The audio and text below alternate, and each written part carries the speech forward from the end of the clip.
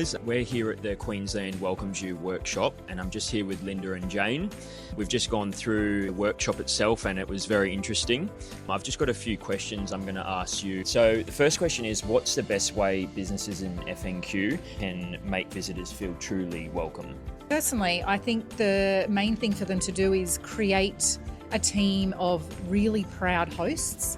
So get your staff to really understand and appreciate and really value what product and experiences exist within the region so that they can share them really proudly with guests that come into the region.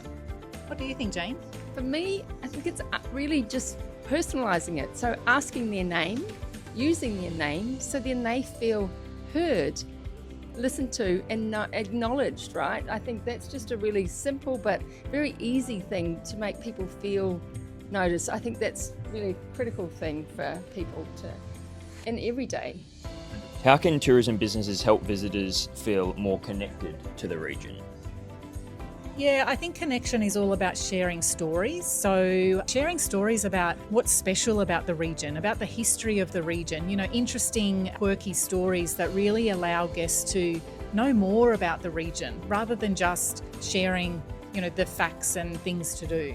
Yeah, and just on from that, if you've got somebody coming to visit, they want to know what's you love about the place. So sharing your local favourites, something that they wouldn't hear about or read about in a brochure, right? But some local favourites, local little special spots that they'll think, wow, that was, I got off the beaten track or I got to see something pretty special. Last question. What's one common mistake businesses make when welcoming guests and how can they improve? I'll let Jane handle this one. I think really not treating them the same. If you think all guests are coming with their own different needs and expectations, so they're not homogenous. So really recognising that some people will come and they may be here to take some time out.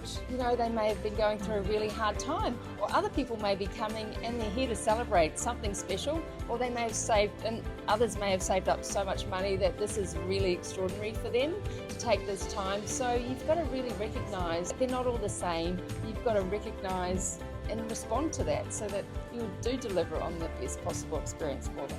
Yeah, and I think what I'd add to that to, do that better is really get to know your guests. So feedback is absolutely critical. Look at your reviews, do your surveys, capture as much as you can about your guests and create those personas and make sure that your team understands those different needs and expectations so you can tailor amazing experiences based on that.